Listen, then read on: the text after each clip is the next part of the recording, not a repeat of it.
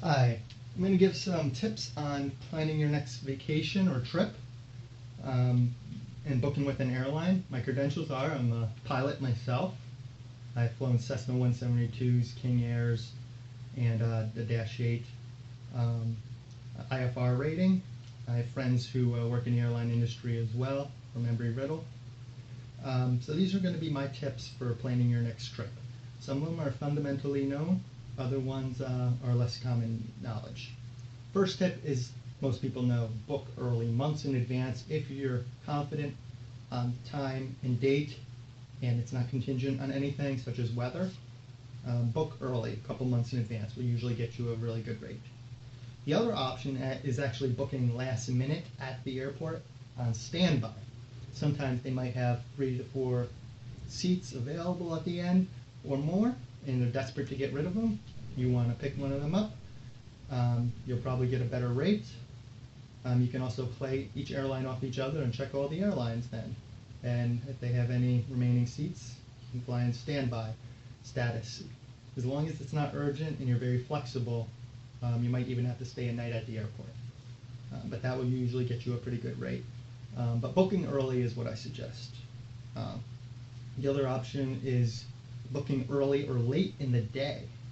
The time of the day is a factor. If you're willing to get up early and be ready to depart by 7 a.m., which means you probably have to be there by 5 a.m., or late in the evening, suppose 10 p.m. departure time, you'll typically get a better rate. That is a concern of yours. In addition to that, non-peak days of the week, such as a Sunday evening or night and a Wednesday, are non-peak days and will typically get you a better rate.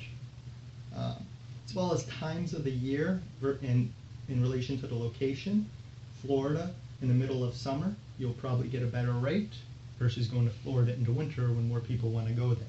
Again, it's supply and demand. So time of the year and the location definitely play a factor. The other option is having a lot of connections. If you're willing to connect, suppose you're willing to go through Dallas-Fort Worth or Atlanta-Hartsfield, Chicago, Midway, or O'Hare, here in New York at LaGuardia or JFK or LAX. If you're willing to be routed all around, it may take a day to complete the flight to your destination, but if you have more connections versus flying direct, you'll typically get a much better rate. The other situation where you can save as well is luggage. Just do carry-ons. Keep them under 35 pounds and save a little room for if you pick up anything on your trip. But if you have luggage that weighs over 50 pounds, expect to pay a lot more. So patience and flexibility is the key.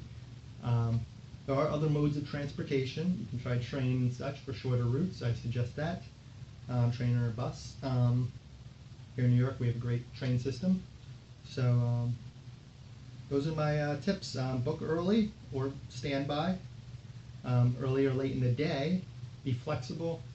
Non-peak times and days, as well as times of the year. And again, flying is the safest mode of transportation per mile flown for mile traveled.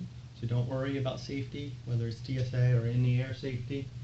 It's a very safe mode of transportation, much more safer than actually driving. So shouldn't be concerned about it.